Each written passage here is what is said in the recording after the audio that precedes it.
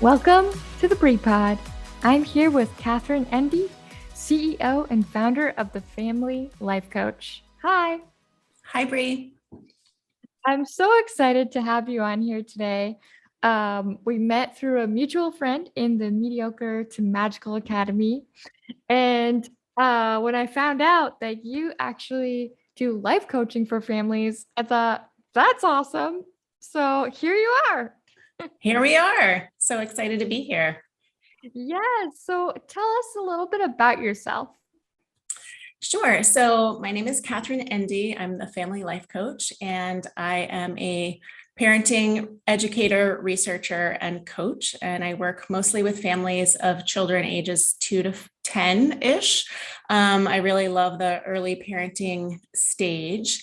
And I'm also a doctoral candidate at the University of Maryland School of Social Work, where I study parenting, specifically parenting stress and emotion regulation and mindfulness. Wow. Congratulations to the doctoral of that.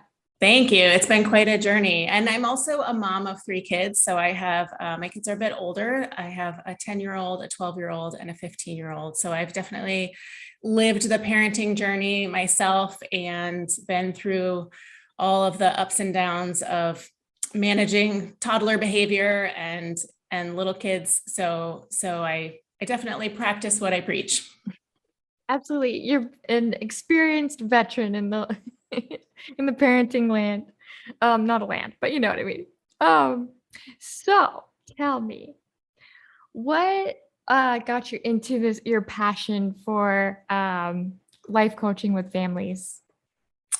So I have worked with families of young children for probably 20 years or longer. I mean, I started babysitting when I was 11. I've always had jobs where I worked with families of young kids. And I'm a licensed clinical social worker. And when I was working specifically with moms of sort of 0 to 5-year-old kids, what I noticed most, I was providing counseling and sort of light parent coaching to moms with young kids. And what I noticed was that all of the parenting curricula and programs and all of these things that are kind of out there as quote unquote evidence-based and actually evidence-based in the research world seem to be very focused on the outcome of the child's behavior. Like the child's behavior was the thing that they were measuring as the measure of success. And when I looked at what that looked like in real life and with the parents that I was working with, and of course, my own experience as a mom of young kids at that time, it just didn't make sense to me. Like, why is the child's behavior the thing that we're measuring as whether or not the parenting has been successful, right? It's like the kids are going to act the way they act because they're growing and developing and their brains aren't fully developed, like all of these things.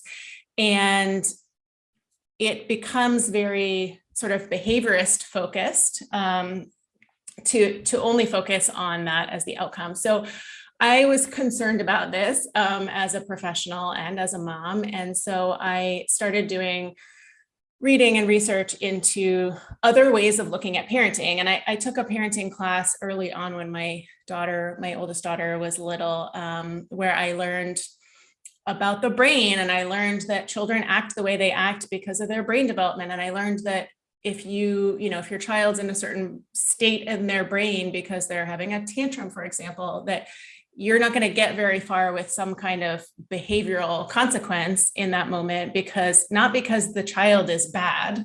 That's our puritanical conditioning there, right? That's not actually what's going on. What's actually going on is that their brain isn't able to do the thing you're asking them to do because their brain isn't fully developed. So I, as a mom, needed those tools to be able to manage my own daughter, who incidentally is also a highly sensitive person, highly anxious. And so a lot of the things that I was learning in sort of the behaviorist model weren't even working for our family. Putting a 2-year-old in a timeout for having a meltdown in the grocery store doesn't achieve the goal, when really the goal is about connection and relationships and nurturing your child through their difficult emotions. So So both, as you can see, both personally and professionally, I was seeing that like that way wasn't working for me, for the parents I worked with, for the children we worked with.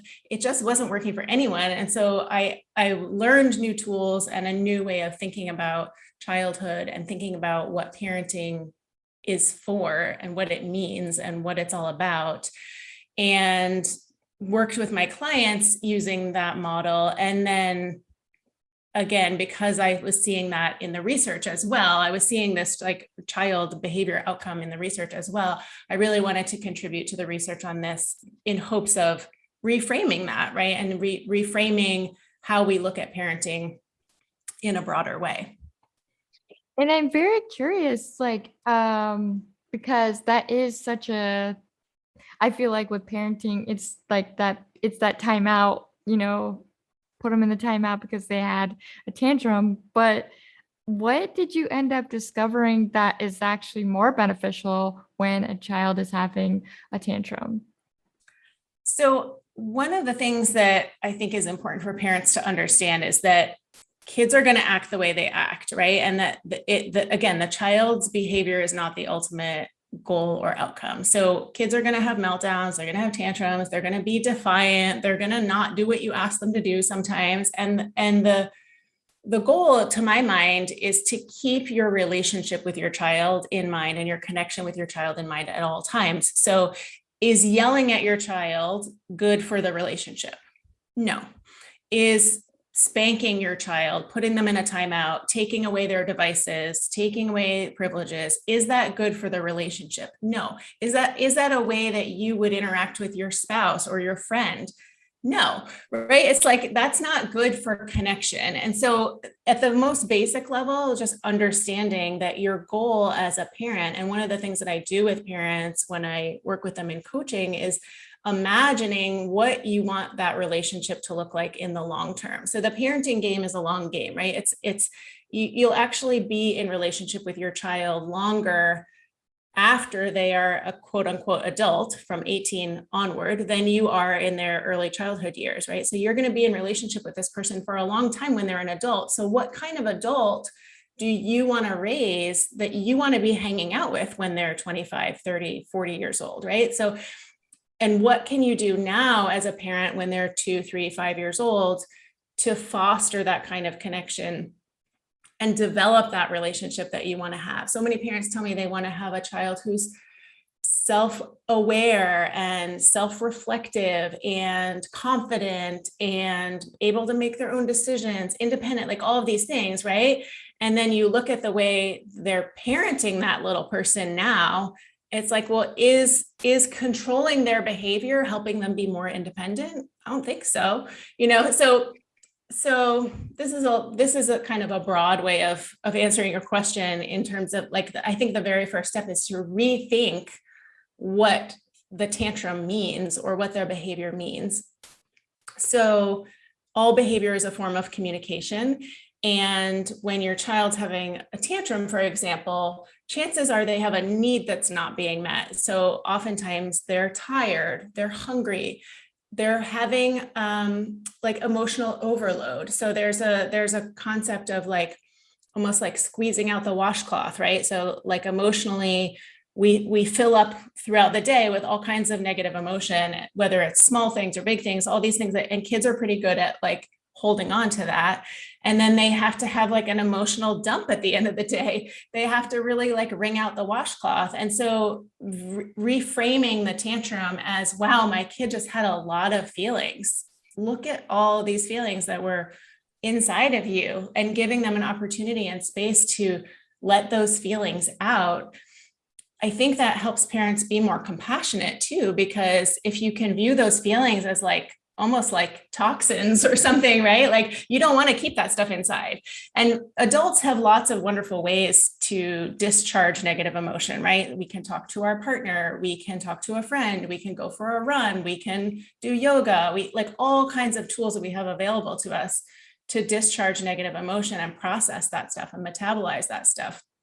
And we have the cognitive ability to understand that, the way I'm feeling right now is not forever, or, you can kind of set it aside and deal with it later. But kids are 100% in the moment. They're 100% in their feelings, and they don't have those tools available to them, and they don't have the brain functioning just because of their development to process that stuff in the moment. And so they have to rely on a calm, well-regulated adult to support that discharging of emotions. That makes a lot of sense, because I feel like sometimes, I mean, as you know, I'm not a parent, but I just feel like sometimes we forget with children that they're us. Like, we were at that stage at one point. We were young. We didn't know everything. We didn't know how to contain, and I shouldn't say contain, but deal with emotions. So it's true. You really forget to step into their shoes and be like, okay, they're this is how they're expressing their feelings. So And you yeah. raise another excellent point that not only were we little one time, and maybe we've forgotten what that's like, but the truth is, so much of the way we operate as adults was kind of encoded early in our childhood. And what often happens when you have a child, you start a family, and your child is like a little mirror of yourself. And so it's very challenging to like walk around with a mirror in front of your face all the time in the form of your child. And so many parents don't even realize that what's really happening is that they're getting triggered by their child's behavior because their child reminds them so much of themselves, or their child is reacting in a way that the parent reacted when they were small. And so we don't even realize, I feel like having kids like opens up this whole Pandora's box of your own childhood stuff that most of us are just not prepared to deal with. Like, that's not in the parenting books of like preparing for having children is prepare yourself for the fact that all of this emotional stuff that you may have chosen not to deal with or didn't even know was there is going to come bubbling to the surface because you have a 3-year-old acting like you acted when you were a child, and you're responding in a way that's coming from your own childhood and from your unconscious mind. So how would, for an example, because that is a trigger, and we know that triggers can be so overwhelming for the parent, for the child, obviously, because they're just doing the child thing to have their tantrum. How would you go about that situation as a life coach? So I find it helpful to just start by identifying what that thing is, right? So if a parent is constantly triggered by their child whining, which is a common, I mean, whining is just annoying, but some parents are not annoyed by it, but say it's whining. If it seems particularly triggering to the parent, I would want to examine a little bit like what's going on there, right? Like, and sometimes it's not a conscious memory. And so I also have some tools that I use to access the unconscious mind, because again, most of the programming, if you will, that happens for humans happens in the first 7 years of life. So you experienced anger for the first time before you could talk, and you experienced sadness for the first time before you could talk, and you might have had some other trauma or negative experience or all manner of things. You experienced those things for the first time when you were probably an infant, right? Or a very, very young child. So that's a time when your conscious mind is not forming memories, but your unconscious mind is dialing it all in, right? So another way in which I work with coaching clients is helping them to kind of access their unconscious mind and get at, what are the things that you didn't know as a 3-year-old that you couldn't have possibly known as a 3-year-old that might help you to let go of that emotion and move forward so that you're like releasing that. That makes sense. And I think that's so helpful because I've learned even in counseling myself that we tend to suppress a lot of our childhood, our like any trauma events. So it's interesting how triggers can come out and then you're just reliving and not realizing that that was from the past. So I think that's great that you have tools that can kind of dive in and be like, okay, this is why this is really. Well, and I think what's tricky with parenting too is that parents think it's the child's fault. So they think if they're not aware of their own triggers and they're not aware of how this might be how their own emotions that are bubbling up might be connected to their own programming and their own childhood, then they blame it on the child who is their little person in their home, right? And so they think that that child is the problem.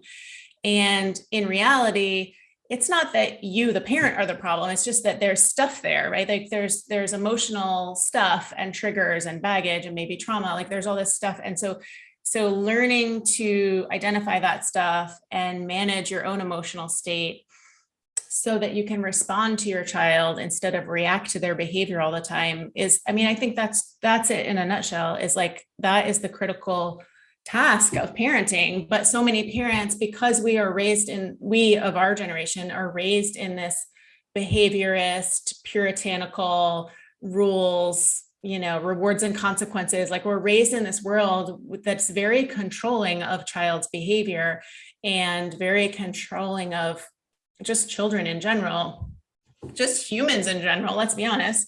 We tend to see a child's behavior as the child's fault, and our reaction to their behavior as their fault also. Like they're causing me to feel this way, right?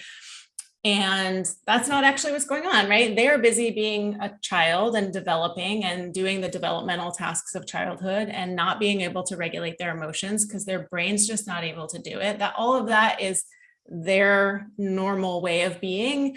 And any reaction that it causes in the adult is the adult's business to deal with. So you talked about reaction versus responding. What would be a better response versus, I should say better because the react is the not so great. What is a good response in a scenario of a child, like in the store having a tantrum, for example? A great way to respond is to first check in with yourself. Like, how am I doing right now? Am I hungry? Am I angry? Am I lonely? Am I tired? So that's an acronym HALT, HALT, which helps you to just check in and know like what your needs are in the moment. And you might not be able to meet those needs, but just to realize like, oh, I'm hangry, right? Like, that term of like hungry and angry, like, okay, so I know that I have that need. And as soon as I'm able to grab a granola bar or have a snack, whatever, I will take care of that need. But in the meantime, I'm not going to let that need interfere with my relationship with my child. So first I'm going to check in with myself. Then I'm going to take a deep breath, or like 3 deep breaths. So it's okay to put a pause. It's very important actually to put a little pause in between what your child's doing and how you react. That's actually, or how you respond. That's how you turn a reaction into a response, actually, is like put a little pause. Even if you do nothing else, just putting a little pause there. And that pause helps you to be able to not only check in with yourself, but also access the thinking part of your brain. So when your child's doing a behavior that is triggering to you or upsetting to you or makes you angry or frustrated, whatever, you're in the emotional part of your brain because you want that behavior to stop, especially if you're in the grocery store, you feel embarrassed or whatever. You want that behavior to stop. So it's natural to react and just react quickly and say something quickly. But the truth is 9 times out of 10, there's no danger. There's no, unless they're running out into the street or something. But if you're in a safe environment, nobody's in harm's way here. So it's okay to take a pause. Like your child's going to keep screaming for another 10 seconds. It's fine. And then the next key is really to identify the fact that, like in your mind, consciously identify the fact that your child is having a hard time. So they're crying in the grocery store cart because something is wrong. Not because they're being bad, not because they're trying to piss you off, not because they're trying to embarrass you, none of that, right? There's something is wrong. They're crying because something is not right inside of them. And so after you take that pause and make sure you're okay, check in and make sure you can take a deep breath and like, can I be okay in this moment? Then you just look them in the eye and say, I see you. You are really upset right now. And if you know what the reason is, you really wanted to buy Oreos and I said no, and now you're really disappointed. I know that's so hard when we don't get what we want. Like basic, right? It's like I see you and I validate the way you're feeling. And even though as a parent, like you just want to get the groceries and you want to move on with things and it's inconvenient to have a child having a tantrum, like the truth is they don't get to control when they have their feelings. And if they wanted Oreos and you said no, that's disappointing. Whether you, the parent, think they should feel that way or not is totally irrelevant, right? Like their experience is their experience, and validate, you don't lose anything by validating that feeling.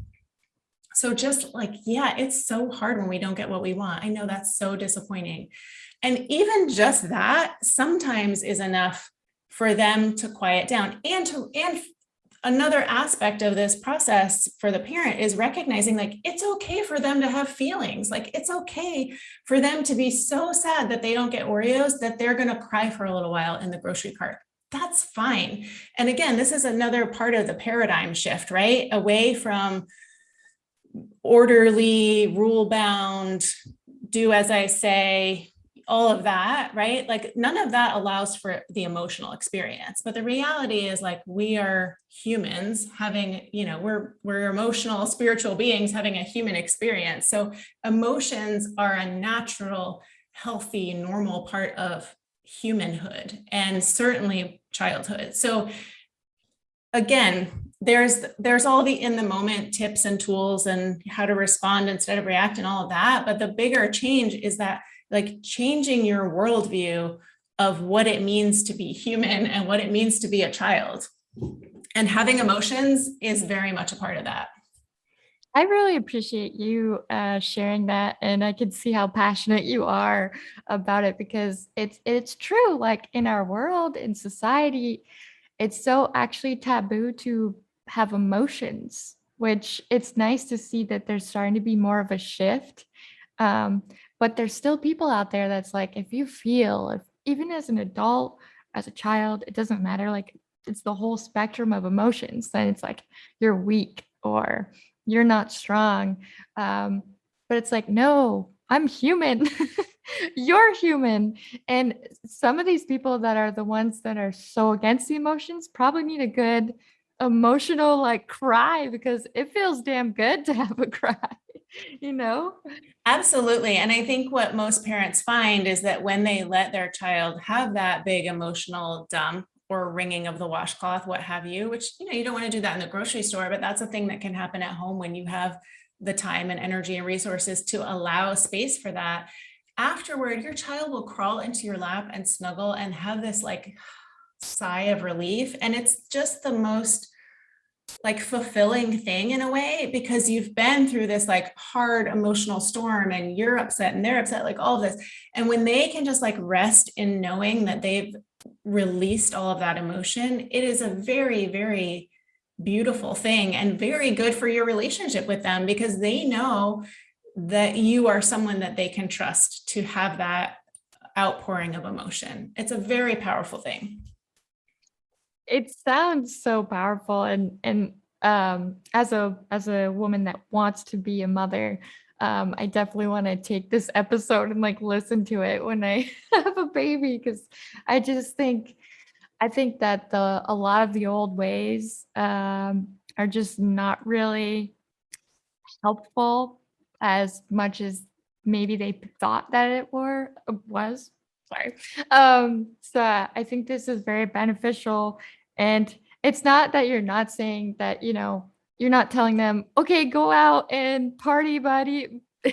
I think that's where people have that misconnection. You're just saying like validating emotions at a young age. I think that's so important because now they're feeling seen and heard. And that's a lot of this when you listen to the podcast or you hear people talk about their childhood, the main topic I feel like or that main theme is not feeling heard and not feeling seen.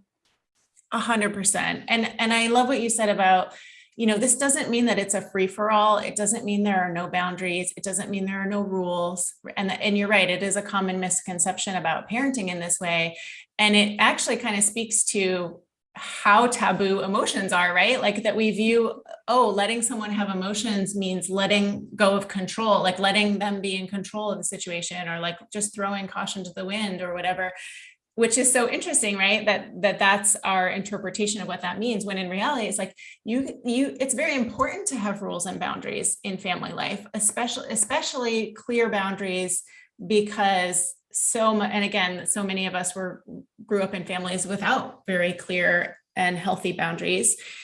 But clear boundaries help children to feel safe. So when they know what to expect, yes, they're going to push the boundaries. Yes, because they want to know where the line is, right? And it's not because they want to walk all over you or take advantage of you or be bad or anything like that. It's just that they want to know. They're like, I have only been on the planet for 3 years. I don't know what I'm supposed to do. And so if you can provide those guardrails for them, like, here's where the boundary is, here are the expectations, here's the routine, all of that helps children to feel safe. And you can still have boundaries and emotions at the same time. That I feel like that needs to be a billboard. Like, you can have boundaries and emotions. Um, so I would love for you to share. Um, I want to make it a two-part. So the first part is, let's say this is a family that just had a child.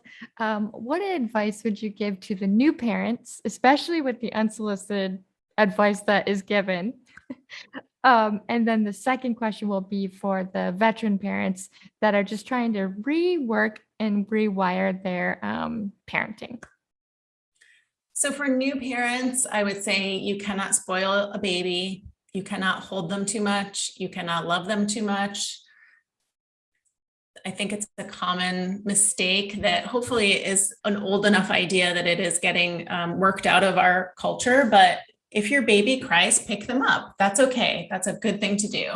And know that it's very natural for a baby to discharge emotion too. And so if you have a baby who's crying a lot, it's it's emotional. Of course, it can also be, tummy troubles or pain or discomfort, right? It's hard to figure out in the beginning kind of what's the cause, but knowing that your own nervous system is something that your baby is pretty attuned to, because they don't really understand your words yet. Like they don't have, cognitive knowledge of the world yet, but what they do have is a really sensitive nervous system that can sense your nervous system. So being super calm and, taking super good care of yourself in those early months and years, while it is challenging to find the time to do that, it's so, so important, because when you go to pick up your baby, it's so important that you not be anxious or angry at them or frustrated or all this, that when you go and you make eye contact with that baby and you say, I'm going to pick you up, and you pick them up,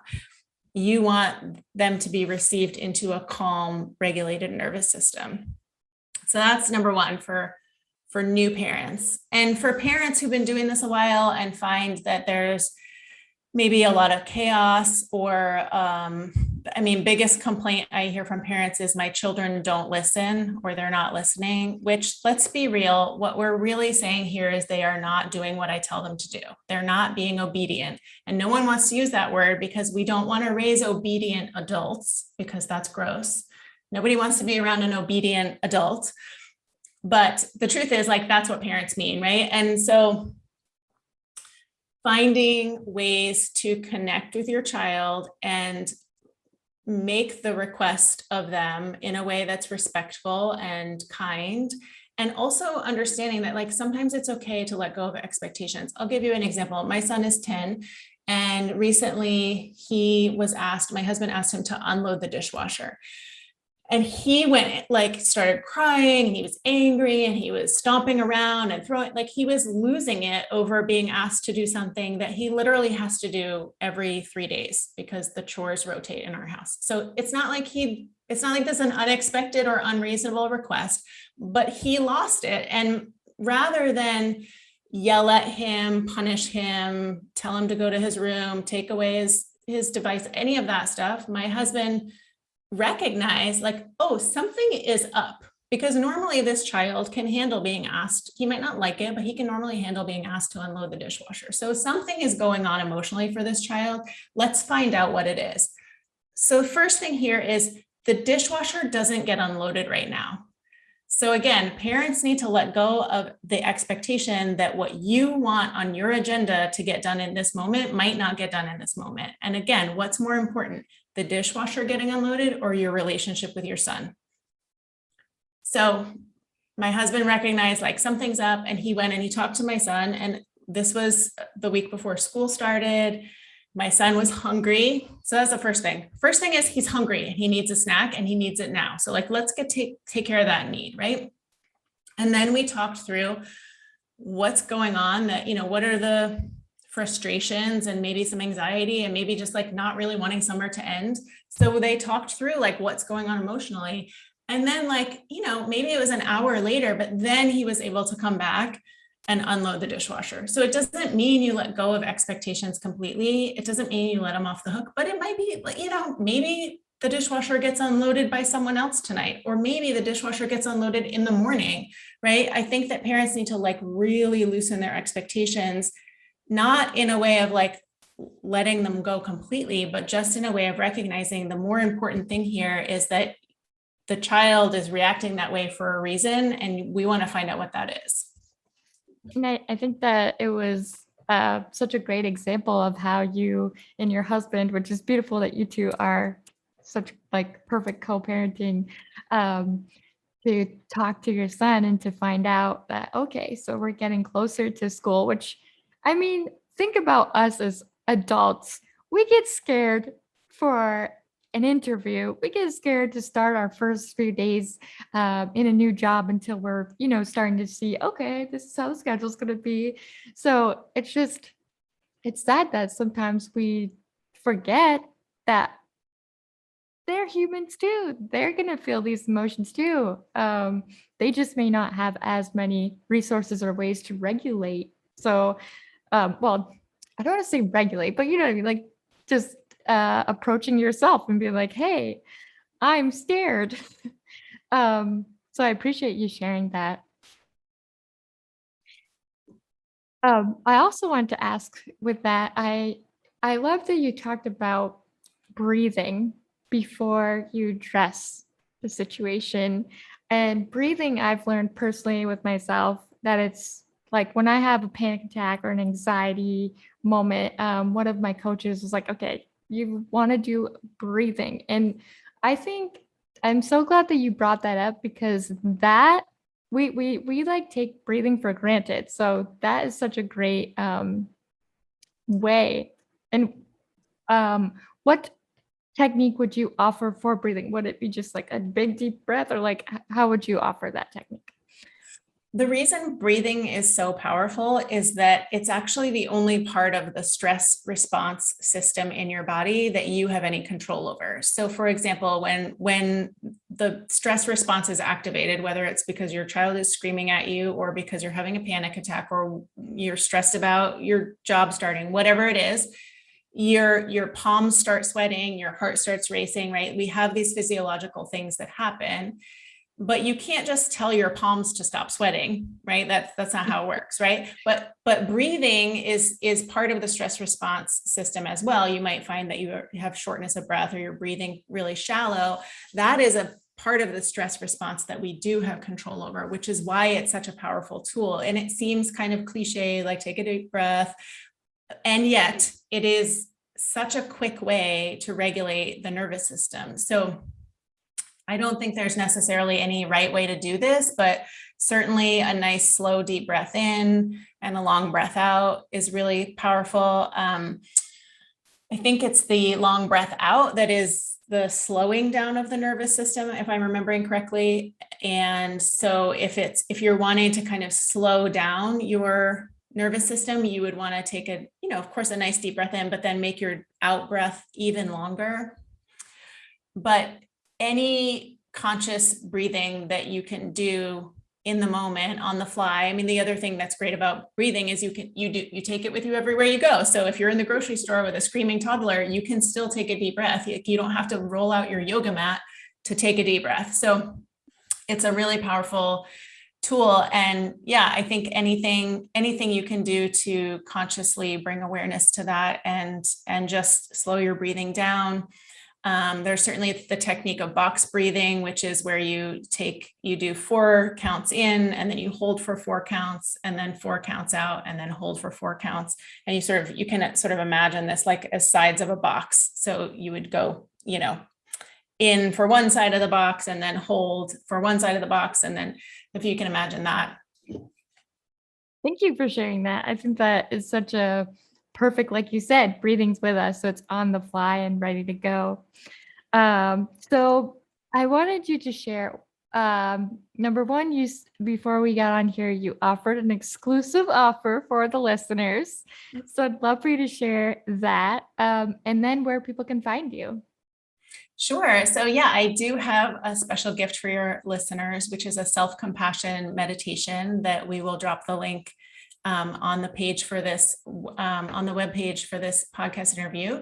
And the reason that I have a self-compassion meditation in the first place is that I have found in my research that self-compassion is actually extremely powerful and useful for lowering parenting stress. So, and that might sound froofy or out there, or I don't know how it will be perceived, but the truth is, like, parenting is really hard, and we tend to get so many messages culturally and on social media that we're supposed to do it perfectly, and there's a right way to do it, and that, you're not supposed to do this and you are supposed to do that. And we can really beat ourselves up, right? Like if you end up yelling at your child, then you feel super guilty about it and you feel like you've messed up, and right. And so it's like, we also need to be compassionate toward ourselves in order to be able to survive this long game that is parenting. So self-compassion is again another simple way that you can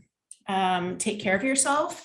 And it really just means like offering yourself the same care and concern that you would offer to a friend or a loved one who is suffering. So if you're having a hard time with parenting, instead of being like, well, I'm a terrible mother and I'm clearly screwing up my kids and I obviously need help, you can just, even just like put your hand on your heart and say, you're doing a really good job and, you are enough. So that's why I recorded a self-compassion meditation, and I'm delighted to share that with your listeners. And I am available on social media at the Family Life Coach on Facebook. And I do have an Instagram also at the Family Life Coach. I'm not on there a ton right now. So Facebook is probably the best way to find me. I also have a website, which is my name, katherineendy.com. And on that website, you will find a free mini course, which is called How to Manage Difficult Toddler and Preschooler Behavior Without Resorting to Bribery or Punishment. And that's available for free on my website as well. Oh, that's an awesome little goodie. That's awesome. Thank you so much for coming onto the podcast and sharing your wisdom. And I think that so many parents will be able to resonate with that feeling of, because I've had a few friends even tell me, they're like, I'm a bad mom. And I'm like, no, you're not. You're not a bad mom. Like, no, you don't get, even being a human, you don't get a book that says, this is what happens. So, so I really appreciate you sharing all of this and having you on here. Thank you so much for coming. Thanks for having me. It's been so fun talking with you. All right. Well, as you know, this is the part where we will sign off. So with that, you are loved, you are worthy, you are cherished, and I am proud of you. Until next time, on the Pre Pod. Bye.